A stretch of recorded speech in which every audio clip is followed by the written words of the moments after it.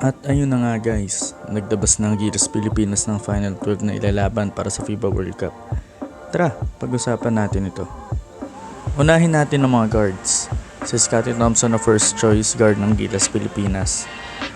Paano ba naman? He is Mr. Do-It All point guard ng team dahil he make plays for his teammates, defend the ball, rebound at madami pang iba.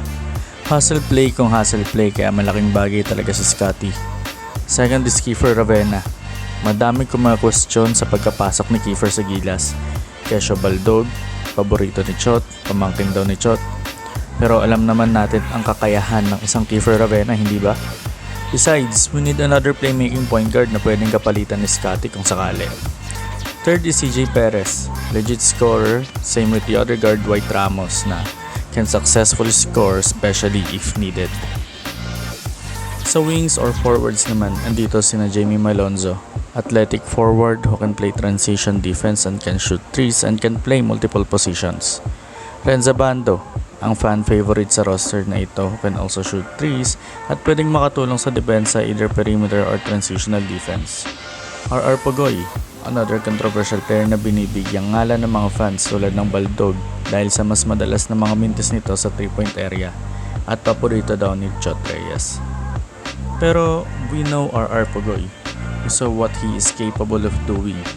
Kaya nito magpaulan ng press in every corners. Ang huli naman ay si Jordan Clarkson. Well, we know what Jordan Clarkson is capable of doing. He can score na mayroong mataas na shooting percentage. Sa dalawang laro nga nito sa Asian qualifiers ay nagtala ito ng 25 points per game sa loob ng 45% field goal percentage at 41.2% naman sa 3-point area. Ang hiling lang talaga natin ay sana magawa muli ito ni Clarkson this World Cup. Huli naman ay ang ating mga big men na pinagsamang veteran Twin Towers na sina Junmar Fajardo na kung saan maganda ang ipinakita lalo na sa mga nagdaang tune-up games. He's been dominating the paint especially offensively na sana ay makita din natin sa World Cup.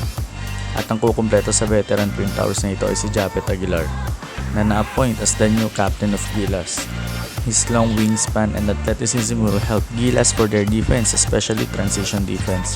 At sa usapang opensa naman, he can produce mid-range shots just like Junmar kaya malaking bagay din si Japet to create space sa loob ng court. Sinama naman ito ng young Twin Towers ng Gilas na sina AJ Edu at Kai Soto. Both young and talented, may tira sa labas, can dominate sa rebound and defense lalo na sa loob ng paint. At ayan na nga ang mga players na nasa Final 12 ng FIBA World Cup. Anong sa tingin nyo? May laban ba o wala? Mag-comment lang ng mga thoughts patungkol sa roster ng Gilas at prayers up pa rin sa ating Gilas Pilipinas. Huwag kalimutan mag-subscribe sa ating YouTube channel All About Ball at i-follow ang TikTok account All About Ball. Yun lang. Peace out.